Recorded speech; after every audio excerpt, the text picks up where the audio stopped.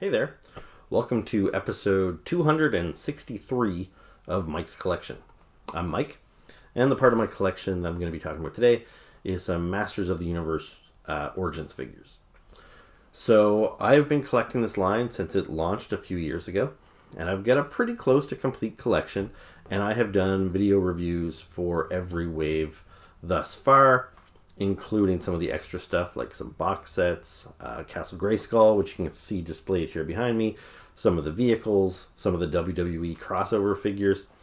So yeah, go back and check my channel. There should be a playlist with all of my Masters of the Universe reviews if you haven't seen some or any of them.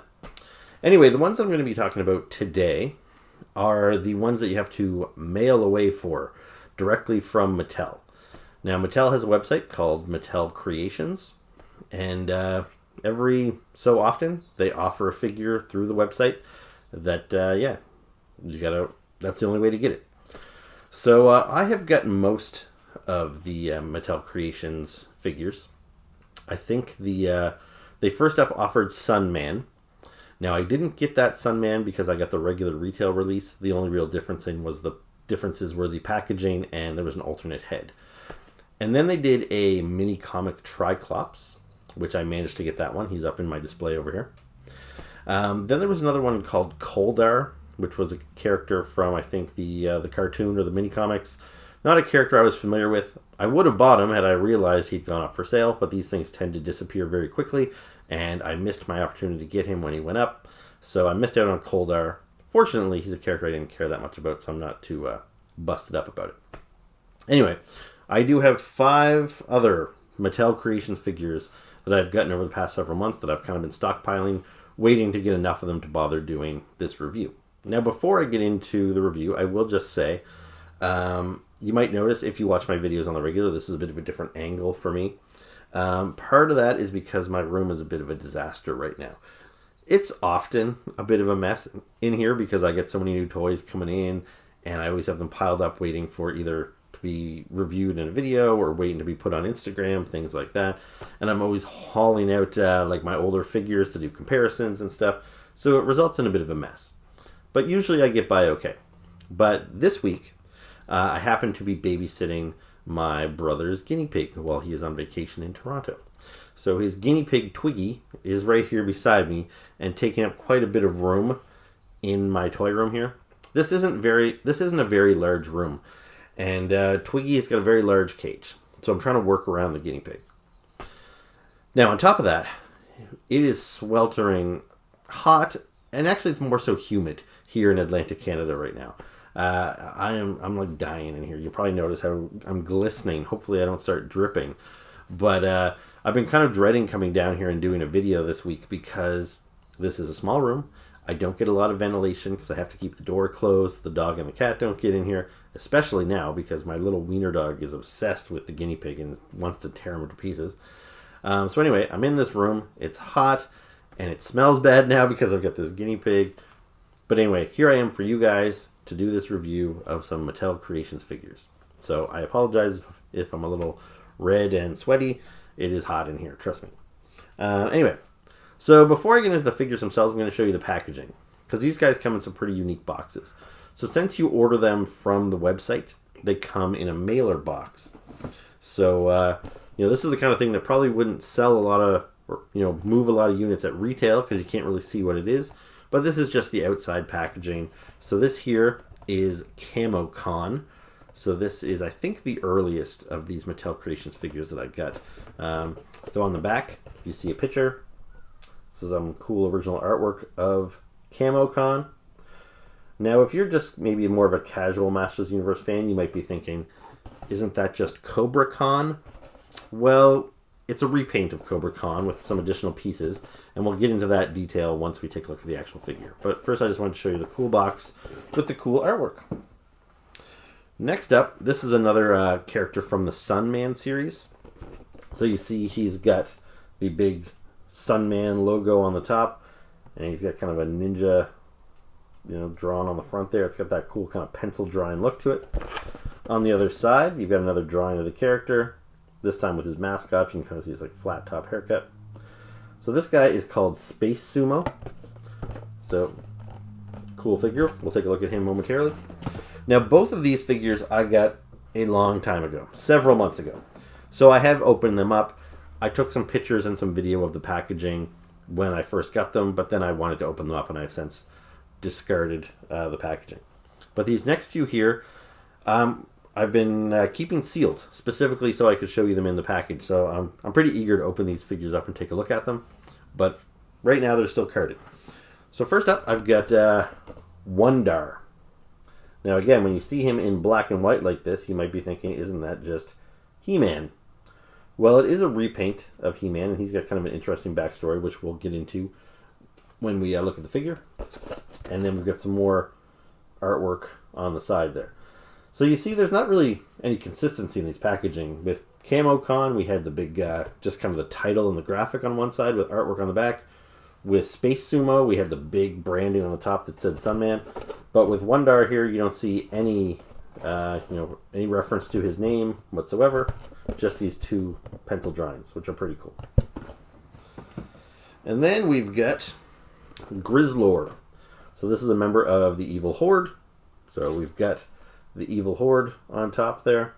He's looking very werewolfy in front of that like full moon there.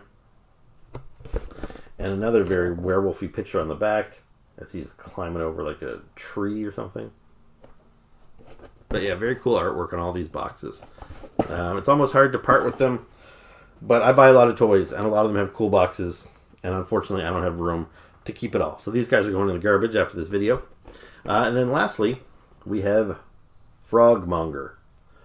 So again, if you're a casual fan, you might not be familiar with this guy, or at least you might not realize that you are familiar with this guy. But we've got two unique drawings on each side of the packaging, and we'll take a closer look at the figure in a minute. Now, I will just mention, I don't know if you guys will hear it on my mic. I don't know if it's going to pick it up, but the guinea pig is over there drinking on her water bottle and makes that weird little clicky sound. So I apologize if you're picking up any clicking, but if you are, that's what it is, the guinea pig.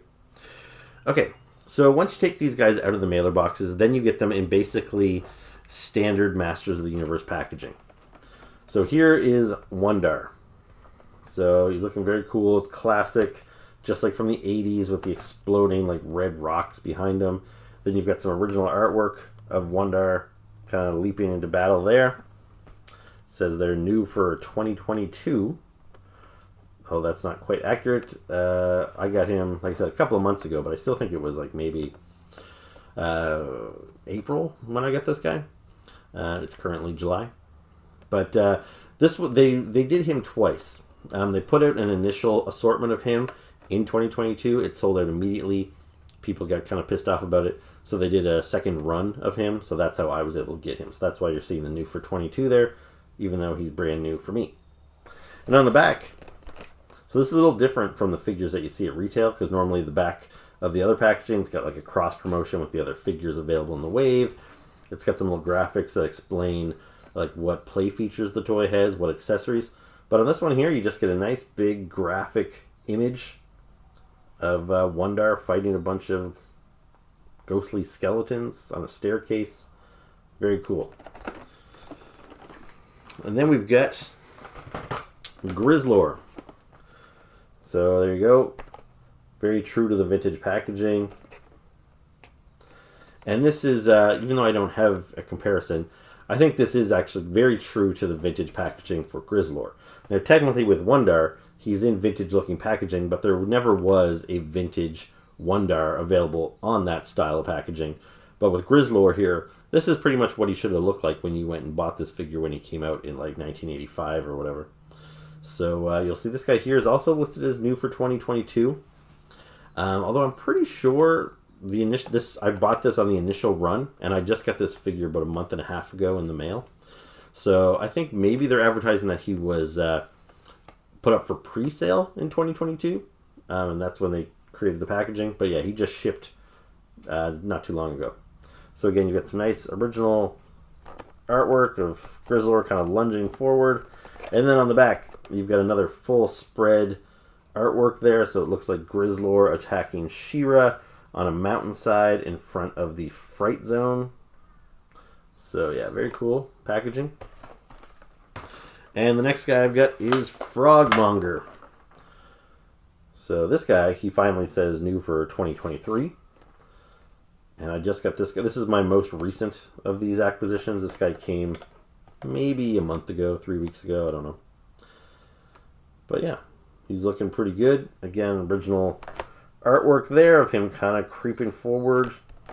And then on the back, we get a nice big graphic image of him kind of crawling out of a pit with some other creatures, a skeleton, like an octopus, a monkey character. They're breaking free of this kind of cage on the ground. So, very cool. So yeah, I'm eager to open these guys up because they look really cool, but I've been keeping them in packaging for you guys. But there is one more thing I want to show you. So, with Space Sumo, he had packaging similar to that. I'll splice in an image here where you can see the turnaround. So I shot this footage of Space Sumo some time ago. But with Camo Khan, I decided to hold on to his packaging. So even though I opened him up, so you can see there's no figure in there currently, it's still very similar to the other packaging that you saw. Although there's no image of Cobra Khan kind of leaping forward, so that's kind of strange. So that's a little different. And you'll also notice where these figures are on cardboard cards, and then there's just a plastic bubble on the front that you can just rip right off, and then basically the card is destroyed. This one here is a little different. It's got plastic, and you've probably seen that reflectiveness covering the whole thing. And it could just slide out this backer card like so, and then you're just left with this piece. So that's kind of cool. If you're the kind of collector that likes to keep your things in package, but you also like to handle them a little bit. With this figure here, you could take him out, you can handle the figure, and then you can put him back on the carded, and he still looks brand new. But anyway, his packaging is very unique. So on the back, you don't have a picture of Camo Khan. Instead, you've got this kind of group picture where you see King Grayskull and Mossman and Eldor and what's this guy's name? Titus or something? Castle Grayskull, all kinds of stuff going on there. And this folds out into an even larger image. So yeah, you'll see here, this side here has got some of the evil characters. So you got King Hiss, and there's Camo Khan himself, Tongue Lasher, Squeeze. I think that guy's name is Megator. You got the Eternia like playset in the background there, very cool. And yeah, so it makes a bit of a diorama there. And then on the inside, again, you've got another really big piece of artwork here. So it's got that imagery that we just saw right here. And then you've also got a bit of a backstory, it looks like, with Camo Khan. You've got some explanation of how he came to be, where he came from. So yeah, it's a very cool piece of artwork, and this is the kind of thing that I might have to hold on to. So even though I'm going to discard all those other packaging, this here, I'm not going to keep the plastic, but I think I will probably hold on to this little piece here. Pretty cool.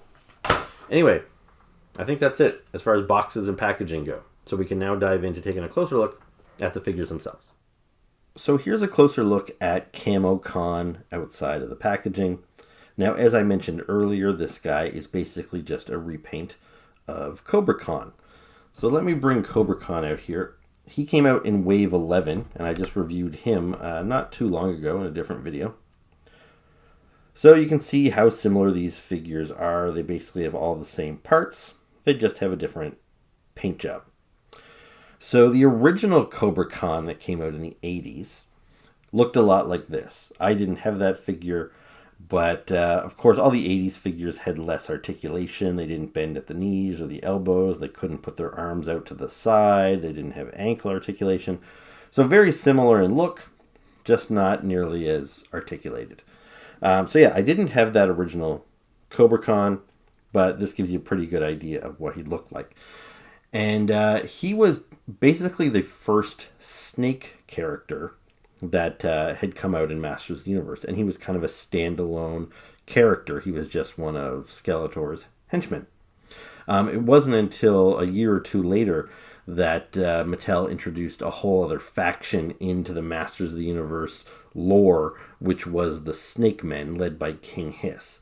So Cobra Khan here kind of retroactively was put into as a member of the Snake Men. So here, with this version, you see he's got the Snake Men kind of logo on his chest. So that's one difference between the two of them.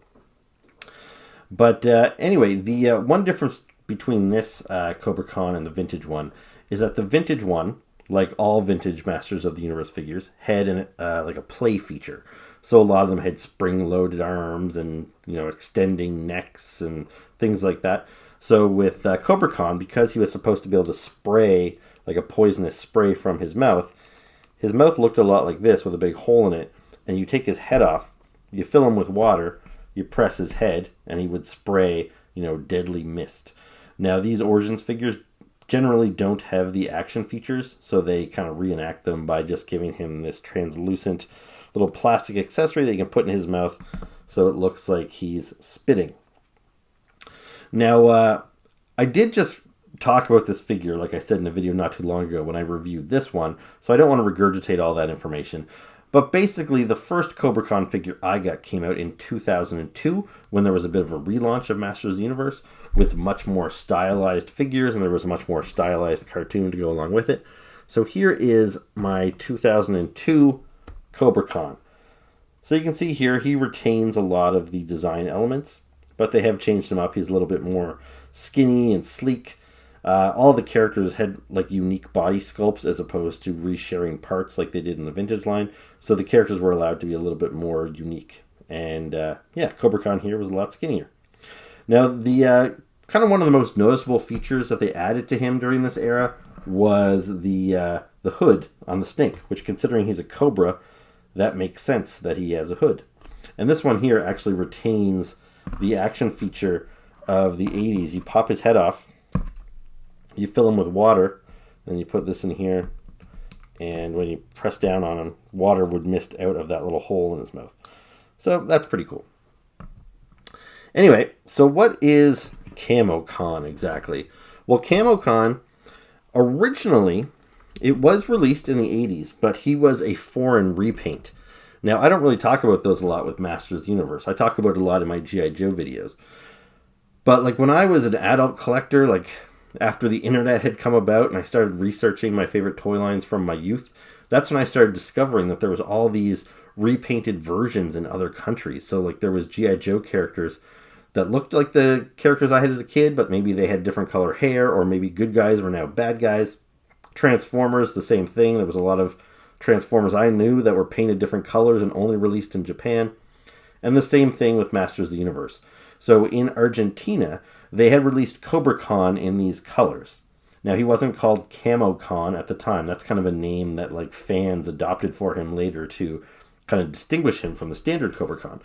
But so the original Camo Khan, again, looked a lot like this because it was the same figure as the vintage figure, but he just kind of had this blotchy paintwork. I wouldn't even really call it camouflage, but that's the name that he was given. So yeah, Camo Khan.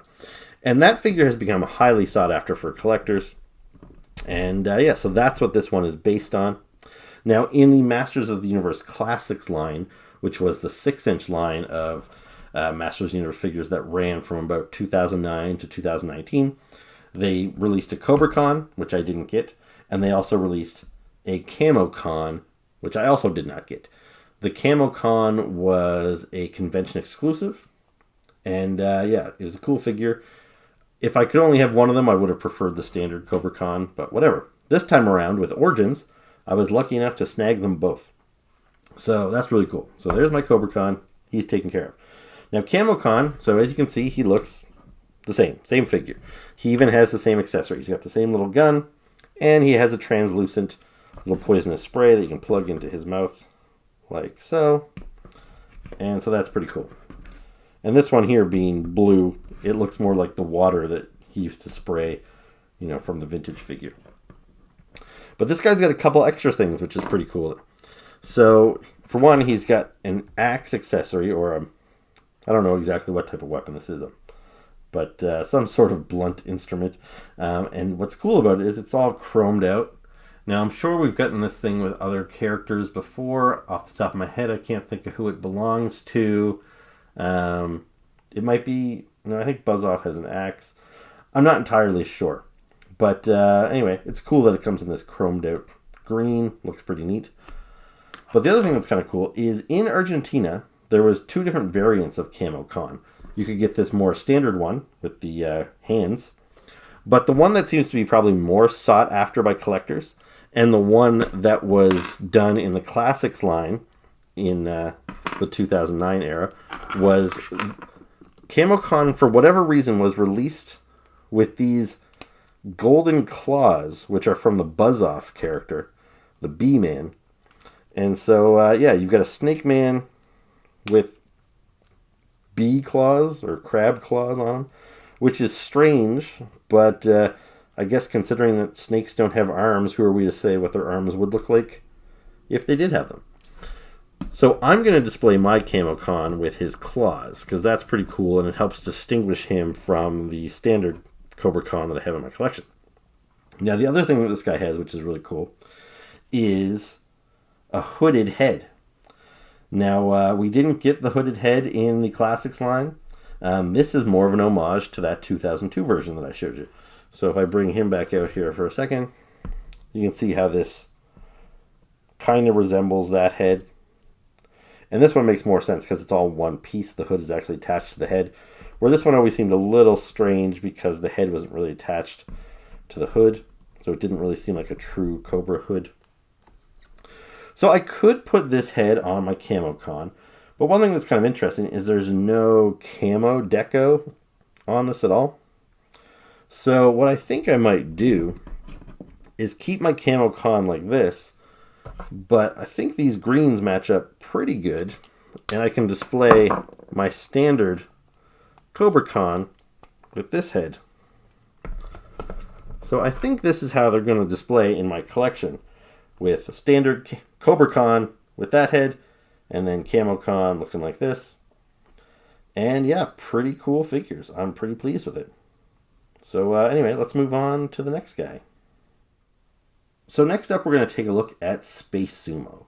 So as I mentioned earlier, this is from the kind of sub-series called Sun Man. And so I did not grow up with these guys.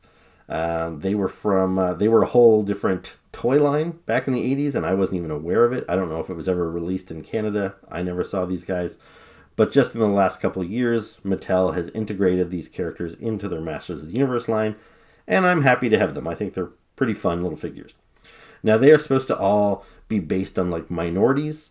So, Sunman himself was African-American. I've got a couple of his other teammates here. So, this here is Digitino, who is, like, Latino. And this here is Boltman, who I think is either supposed to be Native American or Mayan or something. So, it's cool to add all these new characters to Masters of the Universe. And, you know, there's a lot of shared parts in the vintage Masters of the Universe line. So there's a lot of shared parts in the Origins line. And amongst these Sunman figures, there is, again, a lot of shared parts.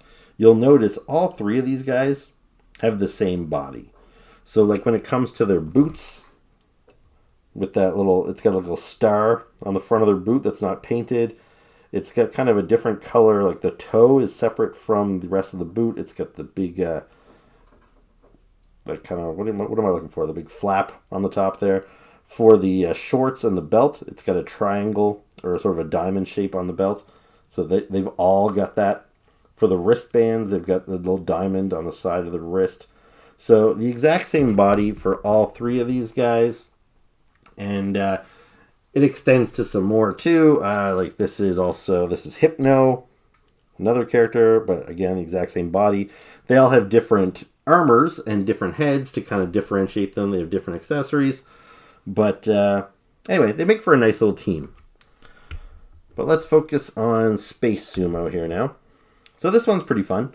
He has, for accessories, he's got this sword, which off the top of my head, I don't know if it's a unique part or not.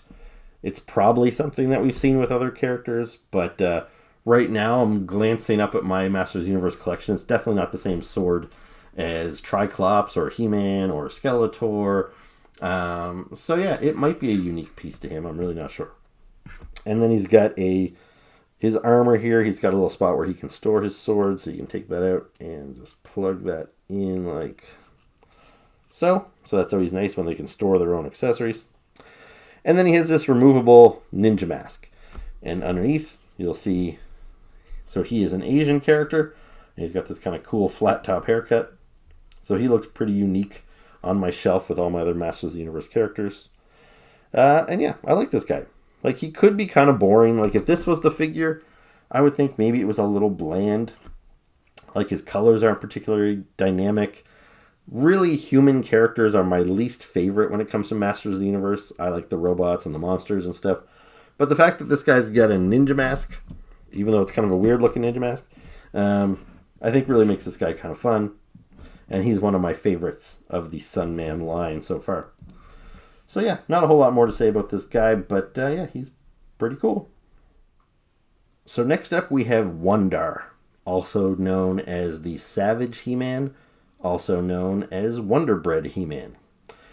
So this figure is basically just a repainted He-Man figure. So I'll grab my He-Man figure from Wave 1 of Origins. So here is He-Man right here. And I like this figure. I like this head sculpt. I know it's not, identical to the toys I had as a kid, but that's kind of what I liked about it. I liked that it was similar but different. However, there was a lot of fan outcry that they didn't like this new He-Man head, so they re-released this figure with a more classic head, but I choose to display him like this, although subsequent He-Man figures in the Origins line have had the more classic looking head.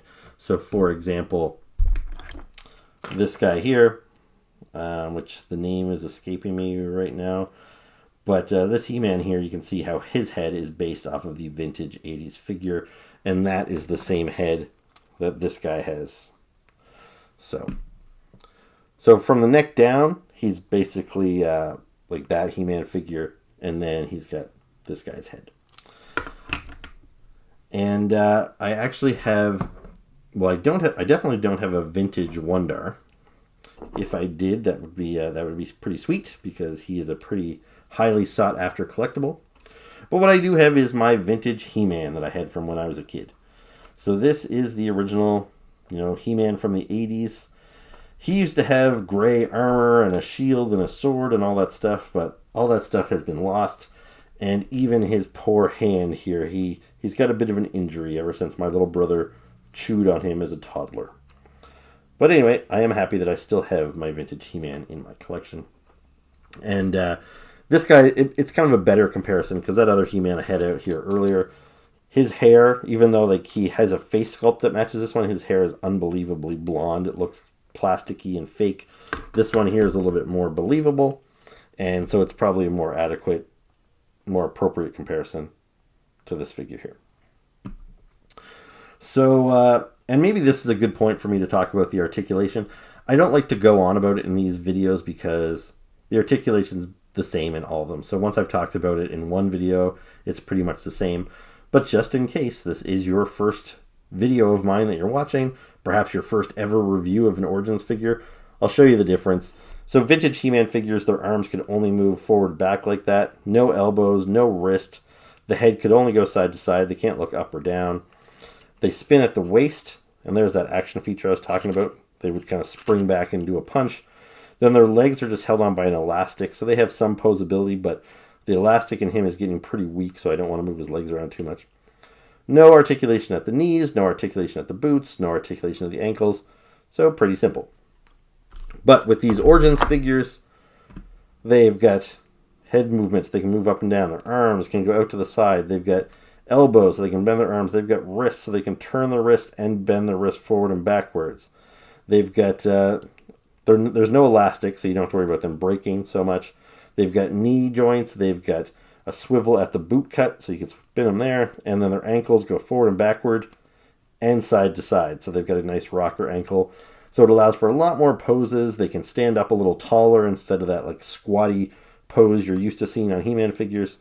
So yeah, at a glance, these look like classic figures from the 80s, but they actually have added quite a bit more articulation.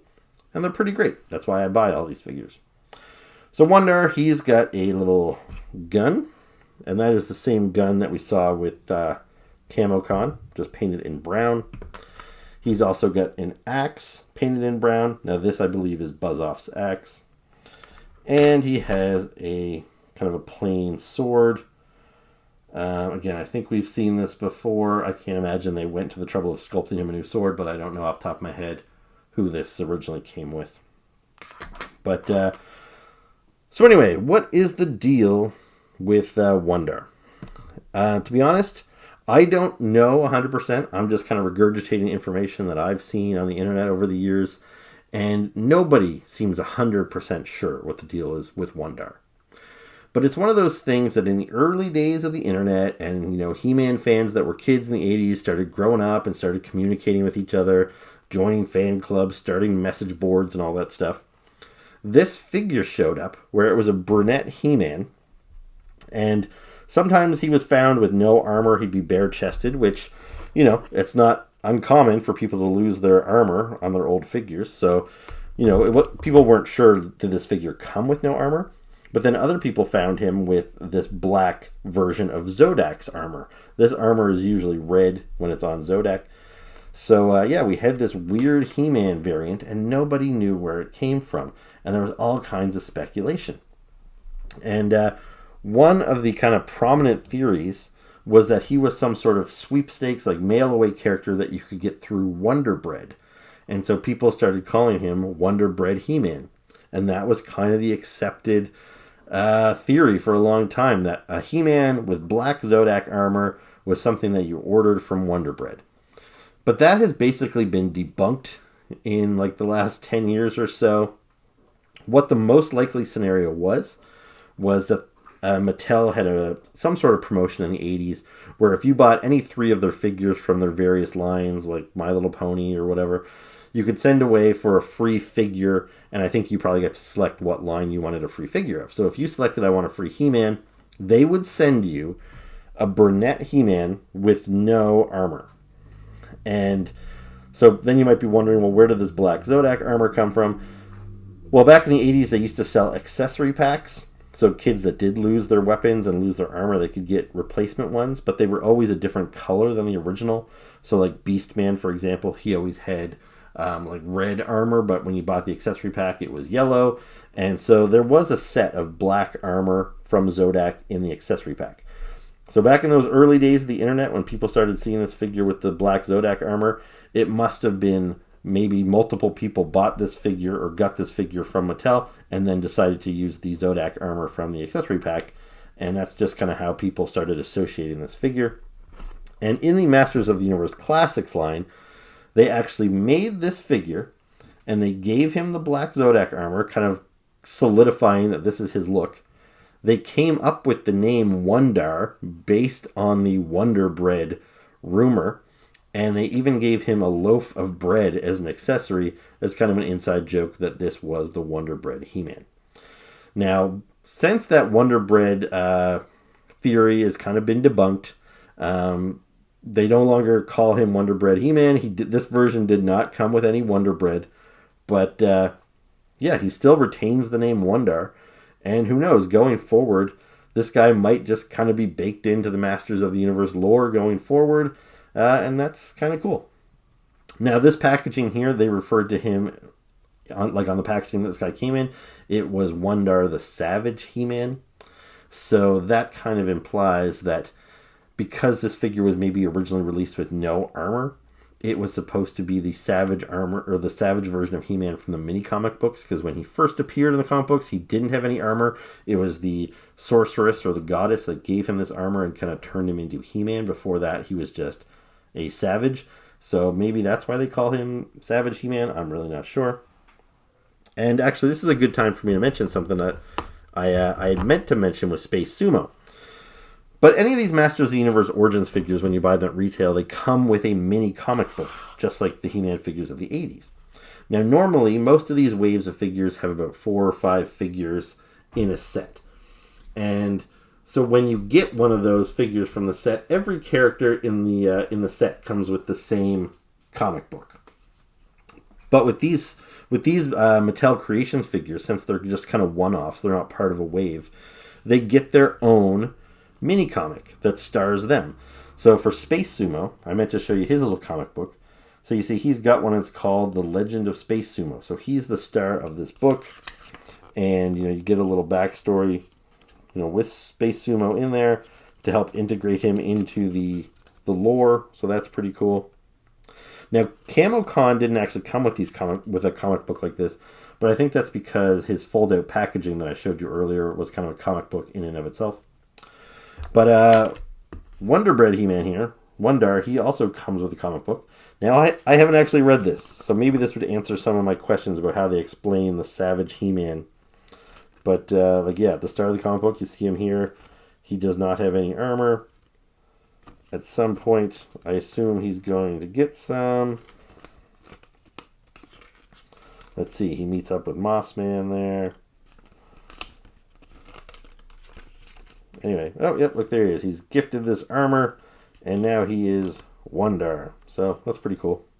And the fact that it's the Green Goddess that gives him the armor, that's a kind of a throwback to the original mini-comic where He-Man got his armor from her. So anyway, that's kind of neat that they still come with these mini-comic books and that they help explain these characters a little bit more. So I think I've talked enough about him. Let's move on to Grizzlor. But yeah, I think Wun-Dar is actually really cool. And even though he is just a He-Man repaint, I'm surprised at how much I dig it. I think just a little bit of new paint can really breathe some new life into a figure here. And I think he's pretty awesome. So next up, let's take a look at Grizzlor. And before I forget, I will first show you that he also comes with his own mini-comic, The Trial of Grizzlor. Again, I haven't really flicked through any of these. I maybe should have taken a look at them. They might provide me with some context before I review these figures, but no matter. Anyway, it's cool that they come with the mini-comics. So Grizzlor, he's a member of the Evil Horde, of which Hordak is the leader. These were villains that were created for the She-Ra cartoon, except the figures in the 80s appeared under the Masters of the Universe banner. I actually never had Grizzlor when I was a kid. I had the other guys. I had Mantenna and Leech, so I have more of an attachment to them. But Grizzlor here is pretty cool. And his play feature is essentially that he is just a big, shaggy ball of fur. And that's kind of cool. I like him. Like, it's pretty different from the other He-Mans. The closest thing in the vintage line was probably Moss Man, who had like a fuzzy, mossy feeling to him, but nothing as shaggy and crazy as this. So, I didn't have the vintage one. I do have the classics version, which is also a big, shaggy, furry creature, but I really couldn't get to him right now. I wanted to dig him out for this review, but the guinea pig is in front of him, and it's a whole thing to try and move the cage to get to my Grizzlor figure.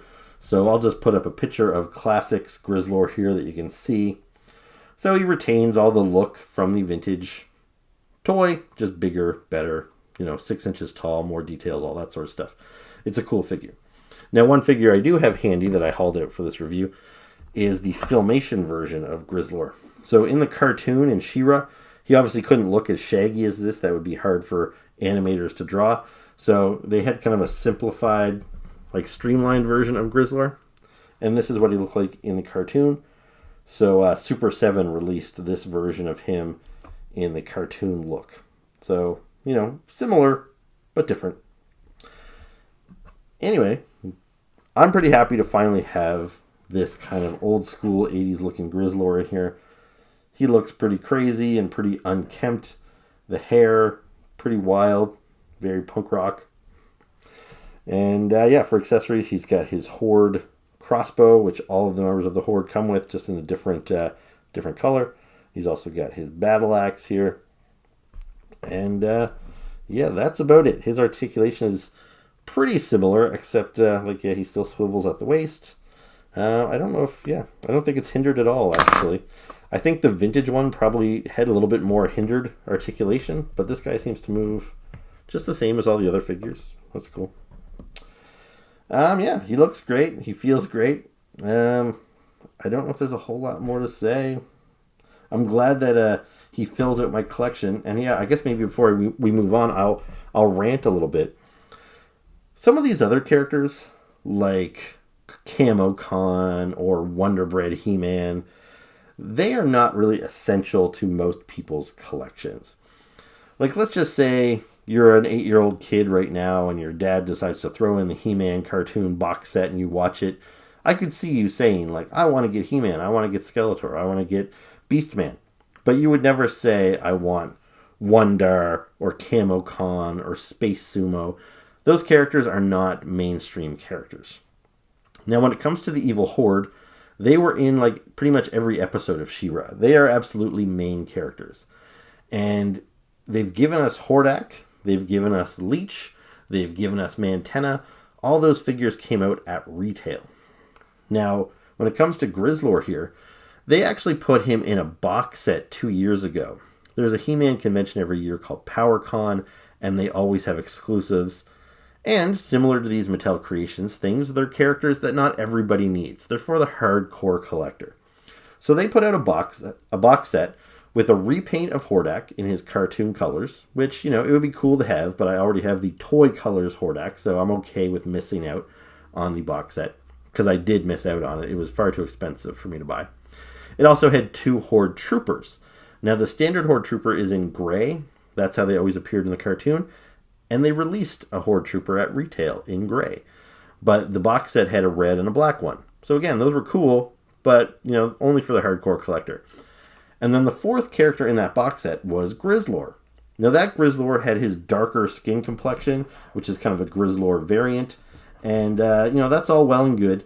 When they put that out, I wasn't concerned that I was missing out on Grizzlor because I prefer the lighter skin tone, and I was sure that they were going to release that at retail eventually. The fact that they opted to release this lighter skinned Grizzlor as a Mattel Creations exclusive, which sold out very quickly, I think is kind of bullshit. Because kids would never get this figure. Even a lot of collectors missed out on this figure. You really kind of have to be on the ball to know that this figure has gone up for a limited time and to get it. So the fact that the only 2 versions of this character was either a convention exclusive or a website exclusive, I think kind of sucks. But anyway, I was able to get him, and I think he's a cool figure, so I am glad that I picked him up. Alright, so a lot of these figures that I showed you today I think are pretty cool, but I think I've saved the best for last. I really like Frog Monger here. This is a really cool figure. And this is my most recent acquisition, and I just opened him up right now to film this video, so I have not had a chance to flick through his mini comic. I am sure this will give him a little bit more of a backstory, and I assume it might even explain. Let me see, we get some Snake Man in there. I'm wondering if it explains how he ends up in the dungeon at Castle Grayskull. Oh, we got some spaceships happening here. I'll have to give this a read to see what's going on. But anyway, this character here, he's a brand new character. He has never had an action figure before. Not in the vintage toy line, not in the classics toy line. He hasn't appeared in the cartoons. So, very unique. And it's pretty cool to be getting brand new, unique characters at this stage in the game.